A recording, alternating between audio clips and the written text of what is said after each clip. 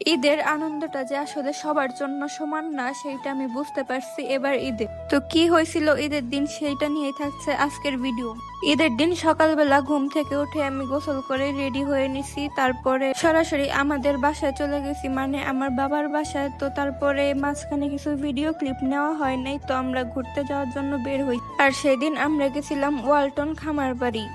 আর সেখানে গেছিলাম আমি আমার ফ্যামিলির সাথে। জায়গাটা অনেক বেশি সুন্দর ছিল, তবে আর এইটা সেই খামার বাড়ির বাইরের অংশ।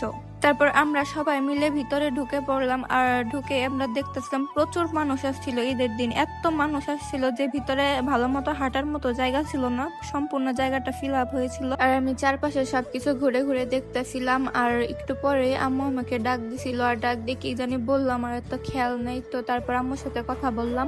তারপর দেখি ওরা সবাই আমাকে রাইখা চলে যাইতেছে, তো আমি ওদের পিছন পিছন গেলাম। আর এইদিকে আমার ছেলে আর জামাই দুইজনে দেখতেছি হাঁটতেছে, চারপাশে দেখতেছে। তো দুইজনকে দেখে ভালোই লাগতেছিল। আর একটু পরে দেখি যে হৃদয় নিয়ে আপার ভাইয়ারে ছবি তুলে দিতেছে, আর আমি এদিকে কই যেন যাইতেছিলাম। আসলে কই যাবো আমি নিজেও জানি না, তো ওদের পিছন পিছন যাইতেছিলাম যাতে আমাদের ছবি একটু তুলে দেয়।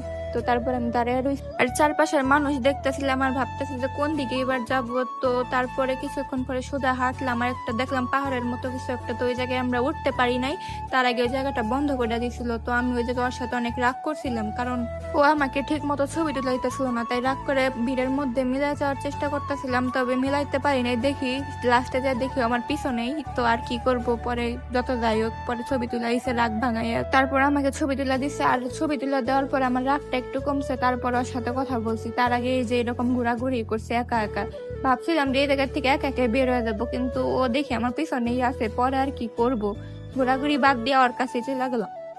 আর দেখতেই পারতেছেন কি পরিমাণের মানুষের জায়গায় এত মানুষ ছিল ঈদের দিন, বলার মতো না, প্রচুর মানুষ ছিল। তবে একটা কথাই বলবো, জায়গাটা অনেক সুন্দর ছিল। মানে নিরিবিলি থাকলে জায়গাটা ছবি তুলে অনেক ভালো লাগতো, কারণ এখন এত মানুষ ছিল যে কোনো প্লেসে দাঁড়িয়ে যে ছবি তুলবো ওই প্লেসটুকু ছিল না ওই জায়গায়। আপনারা যারা গেছেন তারা তো জানেনই জায়গাটা সুন্দর, আর যারা যান নাই তারা অবশ্যই যাবেন। আর এদিকে দেখতেছেন আমার ছেলে আমার জামাইয়ের হাত ধরে হাঁটতেছে দুইজনে।